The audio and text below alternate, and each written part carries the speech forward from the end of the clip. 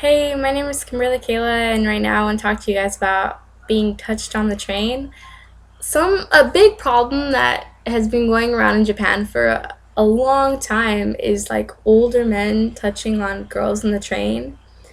And when I mean touching on them, I mean like in inappropriate places, like their butt or their vaginal area. Um, and it did happen to me, and it did happen to a couple friends of mine. Um, the situation, it was really crowded. It was like one of the last trains home. I was coming back from Shibuya by myself, and I had a couple situations. I think there's like three of them. One, like a guy had his suitcase like right between my legs, so his hand was kind of there. Like it's really jam packed in one of the last trains home. Okay, so you just have to understand it's like body to body to body. So whether or not whether it's that circumstance, someone has their suitcase between your legs, or like someone you feel like someone's touching you, or something like that.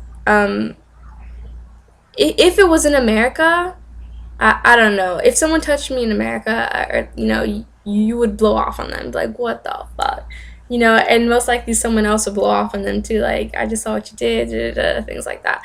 But when you're in the situation in a crowded train, you don't know if that person is touching you because he wants to touch you, or touching you because it's so crowded that his hand just had to be in an awkward place like that, or it doesn't even have to be a guy. That meant like, well, that person's hand is just in that awkward place.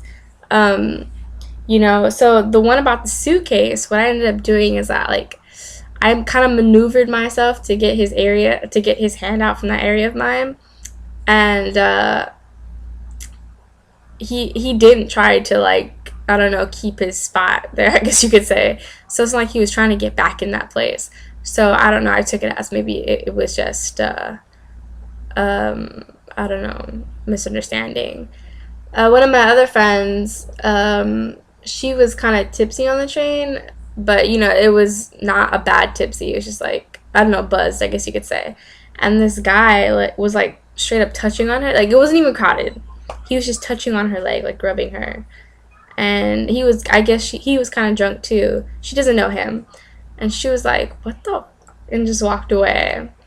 Um, I meant maybe someone else would get really riled up in that type of situation, but my friend isn't the type of person. But she knew it was wrong, and she just looked at him and was like, "You son of a," and walked away. Another of my friends during summer courses was felt up on the train too, and there's really nothing you can do about it, because it was a crowded train for her situation too. There's nothing you can do about it, because in the end you don't know if that person is touching on you because he wants to touch on you, or if because it's too crowded and it just happened to be that way, like his hand just happened to be at your butt area, or like in your backside, or like in your frontal area, you know so that's the problem. Because I know a lot of gaijin people, foreign people. Gaijin is means foreigner in Japanese. A lot of gaijin I know would actually stick up and say something if something bad happened like that, and I'm example A. I would totally say something. But like I said, I didn't know whether or not he was doing that because he wanted to, or because it's too crowded. Yeah, so that's my experience with getting felt up on the train. Something else I wanted to mention about people who touch you on the train, they're called Chikan, which means like pervert-ish, I guess you could say. And I don't know, they're very infamous in Japan. So touching girls on the train is not that it's popular, but it's very well known that people do that. So like they even have like train designated like earlier in the day for Monday through Friday for only girls. So that's really cool. No men is allowed on there. But then after a certain time, men are allowed to go on there. That kind of pissed me off because one time it was afternoon and everything. I don't remember where I was going, but there was a guy sitting on there. He was like the only guy in the train in that car, and everyone else was a girl. And I was like, I'm gonna kick you in your face. But yeah, but obviously you're allowed to be in there after a certain time. Guys are allowed to be in there after a certain time. Also, there's a lot of warnings in neighborhoods, like signs that say like I don't know, be aware or something like that. Like there's Chikan here, things like that. And I don't know, but sometimes I feel like in Japan, um, girls, I don't know. It's I feel like, okay, if something did happen to you, and you're a girl, and but I don't know, you can't really, I don't know. There's not much someone can do about it. It depends on the case, I guess you could say, but people don't really do anything about it. I mean, I don't know, you see it in anime and stuff like that, in dramas, maybe not dramas, but you see it in a lot of anime, reading a lot of mangas of, situations like that happening on the train, and girls just like shying up and just standing there, like they can't do nothing, things like that. It's such a normal day occurrence that you see it in these types of medias. And I guess there are, you know, I don't know, the Japanese government are trying to prevent, I mean, situations like this by adding that car and things like that. But I don't think there's a way to solve it, especially uh, concerning like types of Japanese media that are very popular among men in Japan. Um, I don't know, like, okay, so I don't know if you heard of this, but there's like games that people play in Japan, like virtual games. I forgot what they're called, but you also see that in a lot of anime and stuff. And there's certain games though that involve like raping a girl and things like that. One of my friends was on the train, and she was sitting right next to this guy that was playing a video game of him raping a girl on there.